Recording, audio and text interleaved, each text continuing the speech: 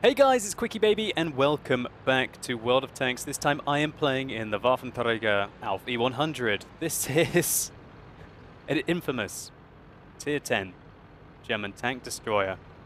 And even though it was recently nerfed, it still is a fantastic duelist, as hopefully I'm going to show you in this video. Now, as you can see in the bottom left, the Waffentrager Auf E-100, for a very large tank, is not as sluggish as some people might believe.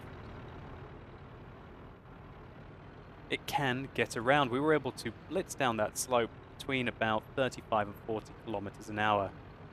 But when it comes to trying to sneak your way up the sides of a mountain here, or at least a large hill, it can be rather tricky. So when you're trying to get up slopes, which should be too steep, you need to go up at an angle. If you try and go directly up, you won't be able to get traction on your tracks. However, if you go up at an angle like that, you can sneak your way into positions such as these.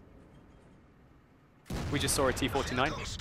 Even though he's outside of our rendering range of 500 meters, we hit him once, and I decided to fire a couple more at him, just hoping that I would hit him, but we were unable to do so.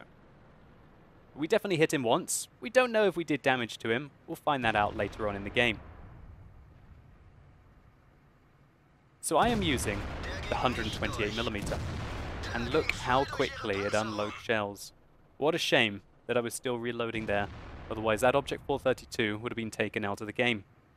The delay between the shells in this tank is a mere 2 seconds. That's much faster than, for example, the AMX Foch 155, which I believe has a 5-second delay between its, albeit 155mm shells.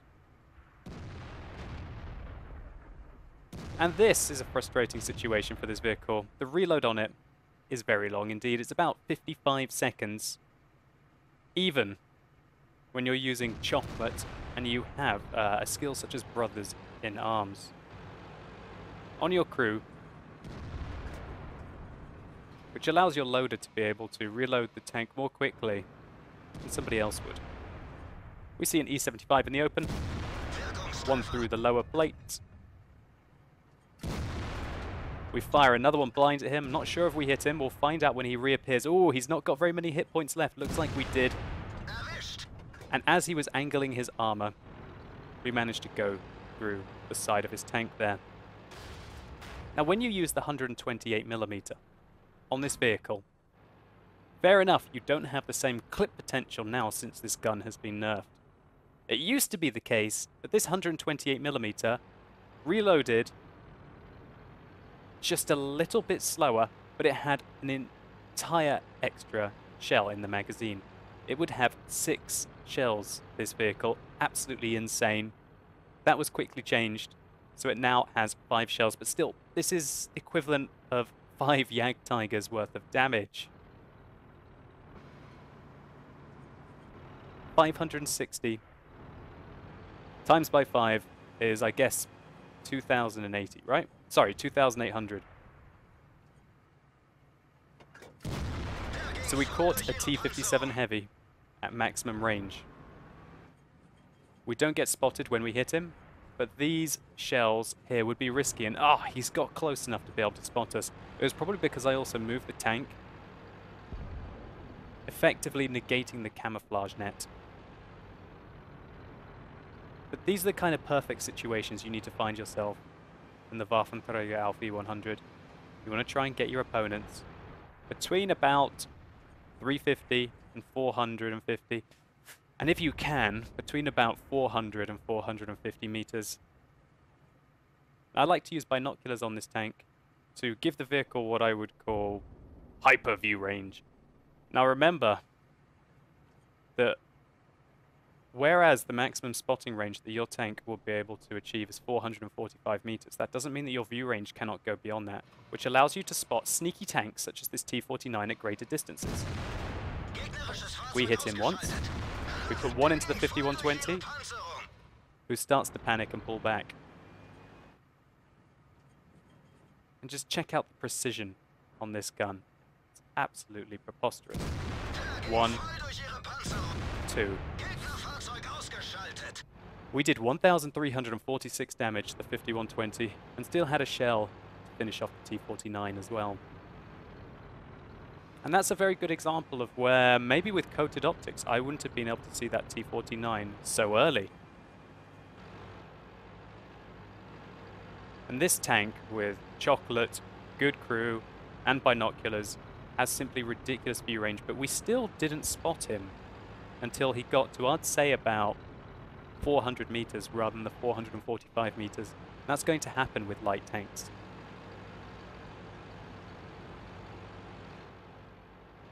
So my team has been doing pretty okay, but we're still 2 tanks behind. I've taken out 3, and I'm going to be returning into the original position that we were in, hoping that the T57 Heavy and the Tortoise are still relaxing in the middle of the map where they were earlier spotted. So I'm trying to sneak my way up the slope, and you can see it's not until we angle the vehicle that we're able to get up it. We've got to be careful here. We've been very lucky to not receive a hit so far. For some reason that Tortoise hasn't spotted us yet. Put 1 into him, 2, and he's gone. And we don't even get spotted. Did we shoot him between those rocks? Maybe it was a case of that bush that was nearby him helped us in that effect. So now we're dead even on tanks. I'm not reloading, I've still got 3 shells left, and that's more than enough to be able to take out, as an example, this ISU 152. Now he tried to flank us. It just so happens that we have got him. We fire our first into his tracks, 1 into his hull. He repairs, realizing that he had to use the repair kit. He wasn't going to be safe. It was too late for him. We take the ISU 152 out with the remaining shells in our magazine. So, still dead even, but this fight over here is not going very well, considering that the T110E4 is on 80% of his hit points. And we can see him coming up the slope behind the back of that IS-4 and the E-100. I need to get over there as quickly as I can to be able to support my team. Now, we've been very fortunate this game that no one has had a shot at us yet. But it's because of the movements that we've been having. And oh gosh, it's a 1 versus 4 engagement, and we know that that T110E4 had most of his hit points left. And we get spotted. What a disaster. If we hadn't been spotted there, I'm sure we would have had the jump on this T110E4. But something caught a glimpse of us, but didn't fire at us. But we've got no options but to start attacking. 1 into the E4's lower plate, 2, 3, he's gone. Now we have an IS-7 below us. 1,600 damage done to that E4. The IS-7 puts 1 into upper hull. We've got 2 shots left, these count. 1. Oh no! The extra 1 didn't penetrate and he's been left on 18 hit points. Well, one way out of this. This tank does weigh a hell of a lot. We crunch the Tier 10 Soviet heavy tank and see a T-57 Heavy who's trying to sneak his way up behind us. It's a good thing we got off that ridgeline when we did, otherwise he'd be able to shoot us in the side.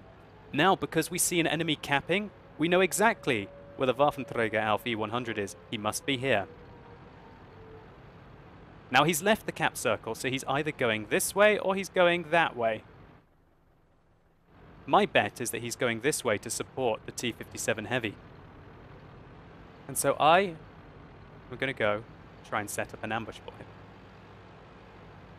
Now, I have got 563 hit points, which means I will die to 1 shot from him. And oh gosh, he managed to catch me just as he went round the corner. What a disaster. But check out this weak point on the WT Auf E-100. 1 into him, 2 into him, and he still hasn't hit us yet. We're going to get him. We're going to get him. Oh! No, we're not. We're not going to get him. What an absolute disaster. We were contesting there for a Radley Walters medal. We only needed one more. But a great shot by the enemy Waffentrager Auf E-100 finally ends our run of terror. The reason why we're able to be so successful at the end there is because this actually counts as a weak point on the vehicle. And because he was coming round the corner, I was able to shoot that. But when we look at my tank, mine's on the other side, which he was unable to shoot. I was feeling under a lot of pressure here. I was thinking the enemy T-57 Heavy was going to roll around this corner and be able to get some shots into our side. And so I tried to finish him off and get round here. And then I'll probably have to kite the T-57 Heavy till I was able to reload. One low roll against us, and we would have been in it with a shot anyway. This was an absolute killer game, and hopefully I showed you guys how you need to handle this tank at long ranges. And also, when you're left 1 versus 4, you just have to just keep the ball rolling and get killing. Anyway, let's just take a very quick look at the post-game stats. So this was a 1,866 experience loss, getting the high caliber, a Top Gun, and a Tank Sniper medal. This is also the first mark of excellence we've picked up in the WT Auf E-100. So it looks like we hit the T-49 twice earlier, only doing 599 to him. One of the other shots we fired must have missed, and one of them must have just done some module damage to him. And there's the extra shot that we did put into the E-75. We put 3 into him, 1,431 damage, absolutely brutal. So this was a 9,374 damage loss. We fired 26, of which 23 hit, which wasn't bad considering how many we fired blind, and of those 22 penetrated. And in true Waffentrager fashion, we did nearly 5,500 of that at over 300 meters. Luckily enough, thanks to courageous resistance, we were able to get more experience than any of the enemy team and pick up a mastery badge with this round. And it hit home to me just how brutal this tank is, given the right situation, even with the nerf to the 128mm. Now, for a while, I played with the 150mm, and it is absolutely hilarious. If everything goes well with the HE clip, you can often rip apart 2 entire tier 10 tanks if you manage to penetrate them. And if you can play a supporting role, I think that 150mm is fantastic. But if you're not in a platoon, then I feel that this 128mm is the business.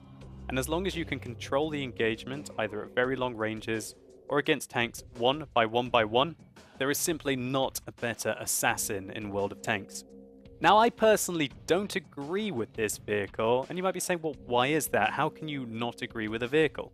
Well, I feel that the fact that it can kill pretty much any tier 10 tank in the game if it's reloaded and the player aims well, kind of discourages aggressive play, both by the Waffentrager and also by the enemy team. And also, this is an absolute vulture of a tank. It almost takes the T-57 Heavy to a whole new level. It'll steal all the damage from its own team. How often have you played and you've seen a WT waiting for you to go around the corner to take the shot so that he can come around the corner and kill the entirety of the enemy tank and get all that lovely damage? And the way that this is balanced is the turret armor of this vehicle. This tank often loses its gun all the time, and it always gets penetrated, even by HE ammunition in the turret.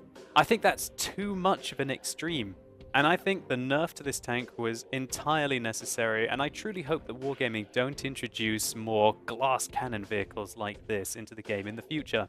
But anyway, guys, I hope you enjoyed this video. If you did, please consider giving it a like down below. It really helps the channel out. And if you want to see what this tank was like when it was unnerfed, then click up here and you can see one pretty much obliterating the entirety of the enemy team. And please do let me know in the comments down below what you think about the Waffentrager Auf E-100. Do you think it has a massive detrimental impact in World of Tanks, or do you think that its weaknesses kind of make up for the strengths that it has? Anyway, as always guys, thank you so much for watching. You've been epic, and hopefully I'll see you soon.